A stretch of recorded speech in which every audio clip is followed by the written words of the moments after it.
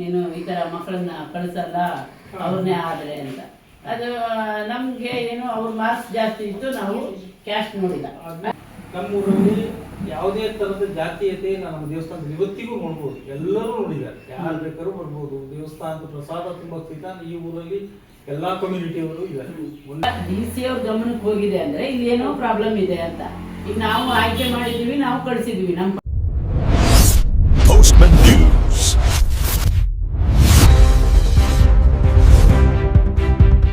ಹೇಳಿ ಸರ್. ಈಗ 2 ವರ್ಷ ಆಗ್ತದಂತ ಅವ್ರನ್ನ ಕರ್ಕೊಂಡು ಟ್ವಿನ್ಸ್ ಅದಾಯ್ತು. ಈ ಪ್ರಾಬ್ಲಮ್ ಆಗಿದೆ ಯಾಕೆ?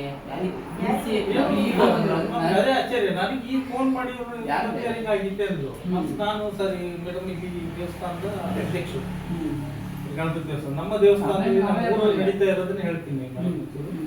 ನಮ್ಮೂರಲ್ಲಿ ಯಾವುದೇ ತರದ ಜಾತೀಯತೆ ನಮ್ಮ ದೇವಸ್ಥಾನದಲ್ಲಿ ಇವತ್ತಿಗೂ ನೋಡ್ಬೋದು, ಎಲ್ಲರೂ ನೋಡಿದ್ದಾರೆ, ಯಾರು ಬೇಕಾದ್ರೂ ಬರ್ಬೋದು. ದೇವಸ್ಥಾನದ ಪ್ರಸಾದ ತುಂಬಾ ಈ ಊರಲ್ಲಿ ಎಲ್ಲಾ ಕಮ್ಯುನಿಟಿಯವರು ಇದ್ದಾರೆ, ಒಂದೇ ಕಮ್ಯುನಿಟಿ ಇಲ್ಲ, ಯಾವುದು ಎಲ್ಲರೂ ಇದ್ದಾರೆ. ಬಾಲ ವಿಕಾಸ ಸಮಿತಿ ಮೀಟಿಂಗ್ ಆಗಿತ್ತು ನಮ್ಮೂರಲ್ಲಿ. ನಮ್ಗೆ ಇದುವರೆಗೆ ಗೊತ್ತಿಲ್ಲ, ಇವತ್ತು ಫೋನ್ ಮಾಡಿ ಹೇಳಿದ್ಮೇಲೆ ನಮ್ಗೆ ಮಾಹಿತಿ ಗೊತ್ತಾಗಿತ್ತು. ನಮ್ಗೆ ಆಶ್ಚರ್ಯ ಆಯ್ತು, ಯಾಕೆಂದ್ರೆ ಮೊನ್ನೆ ಸಹಿತ ನಮ್ಮ ದೇವಸ್ಥಾನ ತಿಂಗಳ ಒಂದು ಮೀಟಿಂಗ್ ಇರುತ್ತೆ ಊರಿಂದ.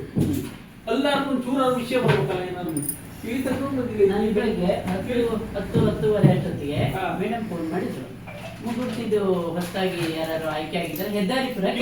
ದೂರದವ್ರಲ್ಲ, ಯಾಕೆ ಹಂಗ್ ಮಾಡ್ತೀನಿ ಅನ್ನೋದು ಗೊತ್ತಿಲ್ಲ.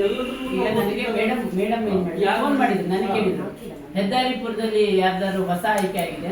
ಹೆದ್ದಾರಿಪುರ ದೊಡ್ಡ ಗ್ರಾಮ ಪಂಚಾಯತಿ, ತುಂಬಾ ಜನ ಆಗಿದೆ. ನಂಗೆ ಗೊತ್ತಿದ್ದಂಗೆ ಒಂದು ವರ್ಕರ್ ಆಗಿದೆ, 5-6 ಜನ ಹೆಲ್ಪರ್ಸ್ ಆಗಿದ್ದಾರೆ ಅಂತ. ಅಲ್ಲಿ ಮುಗುಡ್ತಿ ಅಂತ ಊರಿದೆ, ಇದೆ ಮೇಡಮ್. ಅಲ್ಲಿ ಹೆಲ್ಪರ್ ಹೊಸಬ್ರ ವರ್ಕರ್ ಹೊಸಬ್ರ ಕೇಳಿದ್ರು. ಇಲ್ಲ, ಅಲ್ಲಿ ಹೆಲ್ಪರ್ ಹೊಸಬ್ರು ಇದ್ದಾರೆ ಅಂತ ಅಂದೆ. ಅಲ್ಲಿ ಏನು ಪ್ರಾಬ್ಲಮ್ ಇದೆ ಅಂತ ಅಂದ್ರು. ಇದು ನನಗೆ ಸ್ವಲ್ಪ ಓರಲ್ ಆಗಿ ಬಂದಿತ್ತು, ನೀನು ಈ ಥರ ಮಕ್ಕಳನ್ನ ಕಳಿಸಲ್ಲ ಅವ್ರನ್ನೇ ಆದರೆ ಅಂತ. ಅದು ನಮಗೆ ಏನು ಅವ್ರ ಮಾರ್ಕ್ಸ್ ಜಾಸ್ತಿ ಇತ್ತು, ನಾವು ಕ್ಯಾಸ್ಟ್ ನೋಡಿಲ್ಲ. ಅಲ್ಲಿ ಏನು ಬರಲ್ಲ ಈ ಥರ ಇತ್ತು. ಅವ್ರದ್ದು ಯಾರು ಮಾರ್ಕ್ಸ್ ಇದೆ ಅವ್ರನ್ನ ನಾವು ಸೆಲೆಕ್ಷನ್ ಮಾಡಿದ್ವಿ. ಮತ್ತೇನು ಪ್ರಾಬ್ಲಮ್ ಅಂದ್ರು, ಇಲ್ಲ ಈ ಥರ ಏನೋ ಅಲ್ಲಿ ಮೀಟಿಂಗ್ ಎಲ್ಲ ಆಗಿದೆ ಅಂತ ಹೇಳಿದ್ದೇನೆ ಮೇಡಮ್ಗೆ ಹೇಳಿದೆ. ಹಂಗಿದ್ರೆ ನೀವು ಮಧ್ಯಾಹ್ನ ಹೋಗಿ ನನಗೆ ಹೋಗಿ ರಿಪೋರ್ಟ್ ಹಾಕಬೇಕು ಅಂತ. ಮಕ್ಕಳು ಬರ್ತಾ ಇಲ್ಲಂತೆ, ಮಕ್ಕಳು ಅಂಗನವಾಡಿಗೆ ಹೋಗ್ತಾ ಇಲ್ಲಂತೆ ಅಂತ ಪ್ರಾಬ್ಲಮ್ಮು ಅಂತ ಹೇಳಿದ್ರು. ಆಮೇಲೆ ಗೊತ್ತಾಗಿರೋದು ನಮ್ಗೆ ಈ ಥರ ಪ್ರಾಬ್ಲಮ್ ಆಗಿದೆ ಅಂತ. ಮೇಡಮ್ ಏನ್ ಗೊತ್ತಾ, ಇಲ್ಲಿಂದ ಯಾರು ಮಾಡಿದ್ದಾರೆ ಅನ್ನೋದು ಗೊತ್ತಿಲ್ಲ. ಇಲ್ಲಿ ಬರ್ತಾ ಇರೋ 2 ಮಕ್ಕಳು ಬರ್ತಾ ಇದ್ದಾರೆ, ಒಂದು ನೆಕ್ಸ್ಟ್ ಬರೋ ಮಕ್ಕಳು ಅವ್ರದ್ದು ಏಜ್ ಆಗಿಲ್ಲ, ಆದ ತಕ್ಷಣ ಬರ್ತಾರೆ. ಇಷ್ಟು ವ್ಯವಸ್ಥೆ ಇಲ್ಲಿದೆ. ಇದು ಯಾರು ಫೋನ್ ಮಾಡಿದ್ರು, ಯಾಕೆ ಮಾಡಿದ್ರು ಅನ್ನೋದು ನಮಗೆ ಮಾಹಿತಿ ಇಲ್ಲ. ಮೀಟಿಂಗ್ ಇಲ್ಲ ಮಾಡಿದ್ವಿ. ಇವ್ರು ಯಾರು ಅವತ್ತು ಸೈನ್ ಹಾಕಿಲ್ಲ, ಹಂಗೆ ಎದ್ದೋದ್ರು. ಆಮೇಲೆ ಹಾಕ್ತಿವಿ ಅಂದ್ರೆ ಇವರೆಲ್ಲ ಬಂದಿದ್ರು. ನಂತರ ಮತ್ತೆ ಬರೆಯೋದು ಬೇಡ ಅಂತ ನಮ್ಗೆ ಈಗ ನೋಡಿ ಪ್ರಾಬ್ಲಮ್ ಏನೂ ಇಲ್ಲ. ಈಗ DC ಅವ್ರ ಗಮನಕ್ಕೆ ಹೋಗಿದೆ ಅಂದ್ರೆ ಇಲ್ಲಿ ಏನೋ ಪ್ರಾಬ್ಲಮ್ ಇದೆ ಅಂತ. ಈಗ ನಾವು ಆಯ್ಕೆ ಮಾಡಿದೀವಿ, ನಾವು ಕಳಿಸಿದ್ವಿ ನಮ್ಮ ಪಾಡಿಗೆ, ನಮ್ದೇನು ಪ್ರಾಬ್ಲಮ್ ಇಲ್ಲ. ಹಾ ಸರ್, ಹೆಲ್ಪರ್ ಆದಾಗ ನಮ್ಮ ಊರಲ್ಲಿ ಮೀಟಿಂಗ್ ಕರೆದಿದ್ವಿ. ಎಲ್ಲರೂ ಒಪ್ಪಿಗೆ ಹಾಕಿ ಸೈನ್ ಹಾಕಿದ್ದಾರೆ, ಪರವಾಗಿಲ್ಲ ಅಂತ. ಸ್ಟಾರ್ಟಿಂಗ್ ಅಲ್ಲಿ ಏನ್ ಮಾಡಿದ್ವಿ, ನಮ್ಮೂರಲ್ಲಿ ಅಪ್ಲಿಕೇಶನ್ ಹಾಕಿ ಅಂದ್ರೆ ಯಾರು ಹಾಕಿಲ್ಲ. ಒಪ್ಪಿಗೆ ತಗೋಬೇಕು ಅಂತ ಇಲ್ಲ, ಯಾರು ಬೇಕು ಬಂದಾರ ಅನ್ನೋದೊಂದು ವಿಷಯ ತಿಳಿಸ್ಬೋದು. ಬಿಟ್ರೆ ನಾವು ಗೈಡ್ಲೈನ್ ಪ್ರಕಾರ ನಾವು ವರ್ಕರ್ನ ಹೆಲ್ಪರ್ನ ಆಯ್ಕೆ ಮಾಡಿದ್ದೀವಿ. ಗೈಡ್ಲೈನ್ ಪ್ರಕಾರ ಆಯ್ಕೆ ಮಾಡಿ ಕಳಿಸಿರ್ತೀವಿ. ಬಂದ ಮೇಲೆ ಈಗ ಹೆಲ್ಪರ್ ಬಂದಿದ್ದಾರೆ ಇಂಥವ್ರು ಅಂತ ಹೇಳಿ ಮೀಟಿಂಗ್ ಅಲ್ಲಿ ಕರೆದು ಅವ್ರನ್ನ ಪರಿಚಯ ಮಾಡಿಸ್ಬೋದು. ಅಷ್ಟು ಬಿಟ್ರೆ ಯಾರ್ದು ಒಪ್ಪಿಗೆ ತಗೋಬೇಕು ಅನ್ನೋದು ಇಲ್ಲ. ಅವ್ರು ಪರವಾಗಿಲ್ಲ, ಇವ್ರು ಓಕೆ ಅಂತ ಹೇಳೋದು ಅವ್ರದ್ದಿಲ್ಲ. ಅದು ಮಾಡೋದೇನು DC ಸರ್ ನಾವು ಗೈಡ್ಲೈನ್ ಪ್ರಕಾರ ಏನಿರುತ್ತೆ ಅದ್ರ ಪ್ರಕಾರ ಮಾಡಿರ್ತೀವಿ. ಸಮಸ್ಯೆ ಅದೇ ಸಮಸ್ಯೆ ಏನನ್ನೋದೇ ನಮ್ಗೆ ಅರ್ಥ ಆಗ್ತಾ ಇಲ್ಲ. ಯಾಕಾಗಿ ಇದನ್ನ ಮಾಡ್ತಾರೆ ಅಧಿಕಾರಿಗಳು ಬಂದಾರೆ ಅಂತಂದ್ರೆ ಮಾಹಿತಿ ಓರಲ್ ಆಗಿ ಫೋನ್ ಮಾಡಿ ಹೇಳಿದ್ದಾರೆ, ಮುಗುಡ್ತಿ ಅಂಗನವಾಡಿ ಪ್ರಾಬ್ಲಮ್ ಇದೆ, ಮಕ್ಕಳು ಬರ್ತಾ ಇಲ್ಲ ಅಂತ ಹೇಳಿದ್ದಾರೆ. ಇದೆ ಏನ್ ಪ್ರಾಬ್ಲಮ್ ಅಂತ ಇಲ್ಲೆಲ್ಲ ನೋಡಿದ್ರೆ ಈಗ ಈ ತರ ಆಗಿದೆ. ಇದು ಯಾರು ಬೇರೆ ಮಾಡಿದ್ರೆ ಯಾರು ಮಾಡಿದ್ರೆ ಸಾಧ್ಯ ಮಾಡಬೇಡಿ, ಎಲ್ಲರೂ ಮಕ್ಕಳನ್ನ ಕಳಿಸಿ, ಅಂಗನವಾಡಿ ಕಳಿಸಿ.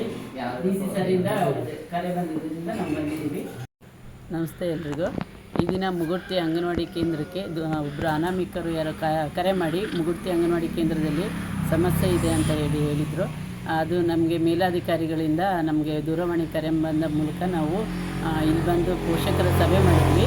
ಇಲ್ಲಿ ಯಾವುದೇ ರೀತಿಯ ಸಮಸ್ಯೆ ಇಲ್ಲ. ಎಲ್ಲರೂ ಮಕ್ಕಳನ್ನ ಅಂಗನವಾಡಿಗೆ ಕಳಿಸೋದಕ್ಕೆ ಹೇಳಿದ್ದಾರೆ, ಕಳಿಸ್ತಾನೂ ಇದ್ದಾರೆ. ಅದರಿಂದ ಇಲ್ಲಿ ಯಾವುದೇ ರೀತಿಯ ತೊಂದರೆ ಇಲ್ಲ ಅಂತೇಳಿ ನಾನು ನಿಮಗೆ ಈ ಮೂಲಕ ತಿಳಿಸ್ತಾ ಇದ್ದೀನಿ. ನನ್ನ ಹೆಸರು ಗುರುರಾಜ್ ಅಂತ. ನಾನು ಈ ಮೂರ್ತಿ ಬಲಮುರಿ ಮಹಾಗಣಪತಿ ದೇವಸ್ಥಾನದ ಅಧ್ಯಕ್ಷರು. ಇವತ್ತು ಅಂಗನವಾಡಿನಲ್ಲಿ ಏನೋ ಸಮಸ್ಯೆ ಇದೆ ಅಂತೇಳಿ ಅಧಿಕಾರಿಗಳು ಬಂದಾಗ ನಮಗೂ ಮಾಹಿತಿ ಹೇಳಿದರು, ಬಂದ್ವಿ, ನೋಡಿದ್ವಿ. ಯಾವುದೇ ಥರದ್ದು ಏನೂ ಸಮಸ್ಯೆಗಳಿಲ್ಲ.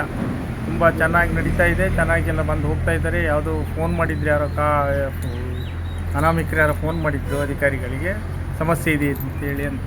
ಈಗ ನಾವು ಬಂದು ನೋಡಿದ್ವಿ. ಇಲ್ಲಿ ಪ್ರತಿದಿನ ನಾವು ಇಲ್ಲಿ ಓಡಾಡ್ತೀವಿ, ಪ್ರತಿದಿನ ನೋಡ್ತಾ ಇರ್ತೀವಿ ಅಂಗನವಾಡಿನ. ಆ ಥರ ಸಮಸ್ಯೆ ಯಾವುದೂ ನಮಗೆ ಕಂಡು ಬಂದಿಲ್ಲ, ಯಾವುದೂ ಇರಲಿಲ್ಲ. ಬಂದು ಅಧಿಕಾರಿಗಳೆಲ್ಲ ನೋಡಿ ಮಾತಾಡಿ ಕೇಳ್ಕೊಂಡು ಹೋಗಿದ್ದಾರೆ. ನಾವು ಈ ಅಂಗನವಾಡಿಗೆ ಮಕ್ಕಳು ಕಳಿಸ್ತಾ ಇದ್ದೀವಿ. ನಮಗೆ ಯಾವುದೇ ರೀತಿ ಸಮಸ್ಯೆ ಇಲ್ಲ, ಇದುವರೆಗೂ ಕಂಡು ಬಂದಿಲ್ಲ. ನಾವು ಕಳಿಸ್ತಾನೇ ಇದ್ದೀವಿ. ಯಾವುದೋ ಅನಾಮಧೇಯ ಕೆರೆ ಬಂದು ಹೇಳಿರ್ಬೋದು ಅಷ್ಟೇ, ಗೊತ್ತಿಲ್ಲ ಇದು ನಮ್ಗೆ ಕರೆಕ್ಟಾಗಿ. ನಾವು ಮಕ್ಕಳನ್ನ ಕಳಿಸ್ತಾ ಇದ್ದೀವಿ.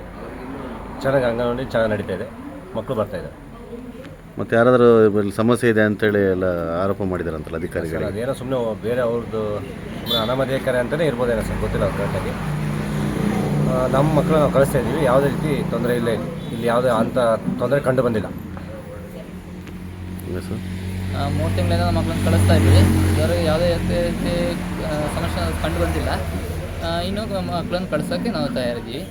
ಯಾರ್ದು ಅಪೇಕ್ಷೆ ಇದ್ರೆ ಎಲ್ಲರೂ ಮಕ್ಕಳು ಕಳಿಸಿ ಅಂತ ನಾವು ಹೇಳ್ತೀವಿ. ಅಡುಗೆ ಸಿಬ್ಬಂದಿ ಬಗ್ಗೆ ಏನಾದ್ರು ಆಕ್ಷೇಪ ಏನಾದರೂ? ಅದೇ ರೀತಿ ಯಾವುದೇ ಅಡುಗೆ ರೀತಿ ಸಹಾಯಕರದಾಗಲಿ ಮತ್ತು ಟೀಚರ್ದಾಗಲಿ ಯಾವುದೇ ಕಂಪ್ಲೇಂಟ್ಗಳು ನಾವು ಕೇಳ್ತಿಲ್ಲ, ನಮಗೂ ಕಂಡು ಬಂದಿಲ್ಲ. ಅಂದರೆ ಈಗ ಯಾರೋ ಅನಾಮಿಕ ಕರೆ ಮಾಡಿದ್ದಾರೆ ಅಂತ ಹೇಳ್ತೀರಾ? Yes, okay.